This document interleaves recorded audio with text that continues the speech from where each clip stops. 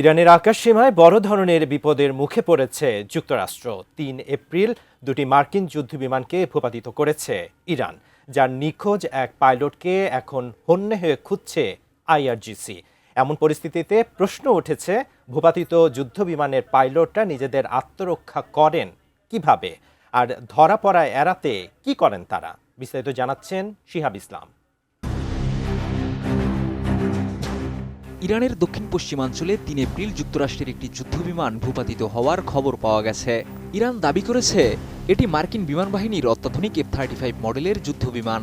তবে বিভিন্ন সূত্র থেকে জানানো হচ্ছে এটি আসলে F-15 স্ট্রাইক ঈগল মডেলের যুদ্ধবিমান।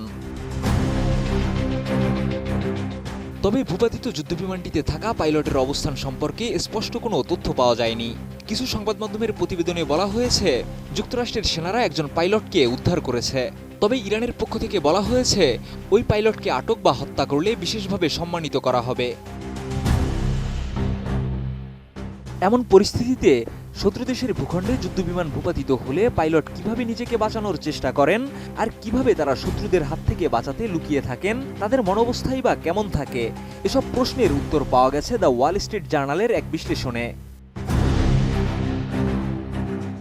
বিশেষজ্ঞদের মতে যুদ্ধবিমান ভূপাতিত হওয়া পাইলটদের জন্য সবচেয়ে বড় ভয় হলো ধরা পড়া। এই পরিস্থিতির জন্য পাইলটরা দীর্ঘ প্রশিক্ষণ গ্রহণ করে থাকেন।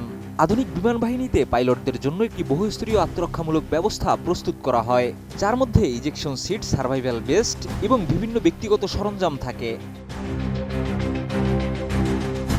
এই সরঞ্জামগুলো সাধারণত জরুরি খাবার, পানি, satellite radio, GPS Beacon, signalling device, প্রাথমিক চিকিৎসা সরঞ্জাম, তাপরোধী কম্বল, রেইন পঞ্চ, আগুন জ্বালানো সরঞ্জাম এবং কিছু ক্ষেত্রে পিস্তলও অন্তর্ভুক্ত থাকে। ইজেকশনের সময় এই কিটটি প্যারাশুটের সঙ্গে নেমে আসে এবং মাটিতে পৌঁছানোর পর এটি পাইলটের লাইফলাইন হয়ে ওঠে।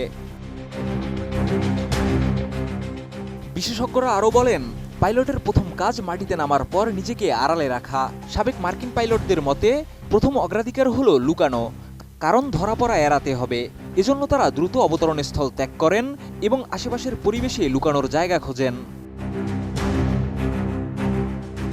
আন্তর্জাতিক সামরিক নীতিমালার অধীনে পাইলটদের প্রশিক্ষণ দেওয়া হয় SRI পদ্ধতিতে, অর্থাৎ সার্ভাইভাল, ইভেশন, রেজিস্ট্যান্স, এসকেপ। এই পদ্ধতির মাধ্যমে তারা লুকিয়ে থেকে রাতে চলাচল করেন, সীমিত রেডিও ব্যবহার করেন এবং তাপ শনাক্তকারী এড়ানোর জন্য আশ্রয় নির্বাচন করেন। এরপর ধীরে ধীরে নিরাপদ উদ্ধারস্থলের দিকে অগ্রসর হন। সম্প্রতি ইরানে ভূপাতিত হওয়া এক মার্কিন পাইলট জানিয়েছেন নিম্নভূমিতে লুকিয়ে থেকে যোগাযোগের চেষ্টা করেছেন। পাইলটদের উদ্দেশ্য থাকে উদ্ধারকারী দলের সঙ্গে দ্রুত যোগাযোগ স্থাপন করা, যার জন্য তারা রেডিও সিগন্যাল, জিপিএস বিকন ও ফ্লেয়ার ব্যবহার করেন। প্রতিরক্ষা বিশ্লেষণ অনুযায়ী একটি সার্ভাইভাল কিট সাধারণত 3 থেকে 7 দিন পর্যন্ত টিকে থাকার মতো সরঞ্জাম দেয়। সেই সময়ের মধ্যে পাইলটদের সর্বোচ্চ চেষ্টা থাকে ধরা না পড়ার এবং উদ্ধার হওয়ার। সামরিক বাহিনীও দ্রুত কমব্যাট সার্চ অ্যান্ড রেস্কিউ অভিযান শুরু করে, যা অত্যন্ত ঝুঁকিপূর্ণ হলেও কোনো সদস্যকে ফেলে না আসার নীতির ভিত্তিতে পরিচালিত হয়।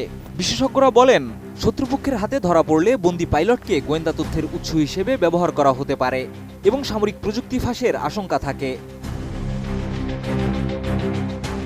সব মিলিয়ে যুদ্ধবিমান পাইলটদের জন্য যুদ্ধ শুধু আকাশেই সীমাবদ্ধ নয়। ভূপাতিত হওয়ার পর শত্রুপক্ষের এলাকায় টিকে থাকা, ধরা পড়া এড়ানো এবং উদ্ধার হওয়া, এটি এক নতুন ধরনের কঠিন মিশন হয়ে দাঁড়ায়। শিহাব ইসলাম, ATN নিউজ।